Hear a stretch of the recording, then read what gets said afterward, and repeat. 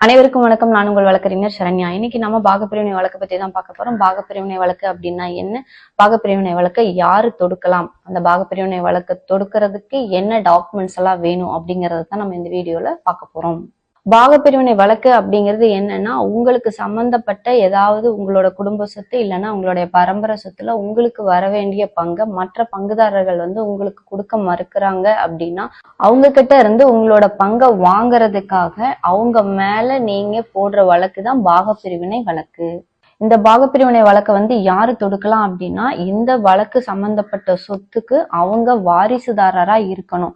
அந்த வாரிசுதாரர் இறந்துட்டாங்க அப்படின்னா அவங்க சம்பந்தப்பட்டவங்க வாரிசுக தான் இந்த வழக்கை தொடுக்க முடியும். இந்த பாகப்பிரிவினை வழக்கை தொடுக்கிறதுக்கு என்னெல்லாம் டாக்குமெண்ட்ஸ் வேணும் அப்படின்னு பார்த்தா, நீங்க சம்பந்தப்பட்ட சொத்தோட பத்திரம், சப்போஸ் உங்ககிட்ட அந்த பத்திரம் இல்லை அப்படின்னா நீங்க அந்த பத்திரத்தோட நகலை ரெஜிஸ்டர் ஆஃபீஸ்ல இருந்து சர்டிஃபைட் காப்பியா வாங்கி நீங்க அதை டாக்குமெண்ட்ஸா நீங்க ஃபைல் பண்ணலாம். அடுத்ததா நீங்க சம்பந்தப்பட்ட குடும்ப சொத்து அல்லது பரம்பரை சொத்தோட வாரிசு நீங்க தான் அப்படின்னு நிரூபிக்கிறதுக்கு வாரிசு சான்றிதழ் நீங்க ஃபைல் பண்ணணும். அடுத்து சம்பந்தப்பட்ட சொத்து யாரு பேர்ல இருக்கோ அவங்க இப்ப லைவ்ல இல்ல அப்படின்னா அவங்களோட இறப்பு சான்றிதழை நீங்க ஃபைல் பண்ணணும்.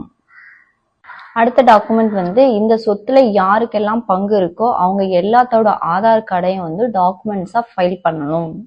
அடுத்த டாக்குமெண்ட்ஸ் வழக்கறிஞர் அறிவிப்பு. நீங்க இந்த வழக்கு தொடுக்கிறதுக்கு முன்னாடி நாங்க இந்த மாதிரி வழக்கு தொடுக்கிறோம் அப்படின்னு சொல்லி நீங்க வழக்கறிஞர் மூலமா சம்பந்தப்பட்ட பங்குதாரர்களுக்கு நீங்க ஒரு நோட்டீஸ் அனுப்பியிருப்பீங்க.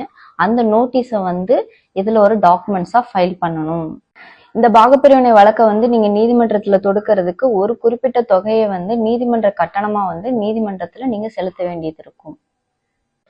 இந்த டாக்குமெண்ட்ஸ் எல்லாம் வச்சு நீங்க சம்பந்தப்பட்ட சொத்தின் மேல நீங்க பங்கு கேட்டு கோர்ட்ல வழக்கு தொடுத்து உங்களுக்கான பங்கை நீங்க வாங்கிக்கலாம். மேலும் உங்களுக்கு சட்டம் தொடர்பான ஏதாவது கேள்விகள் இருந்தால் நீங்க கமெண்ட் பாக்ஸ்ல பதிவு பண்ணலாம். நன்றி, வணக்கம்.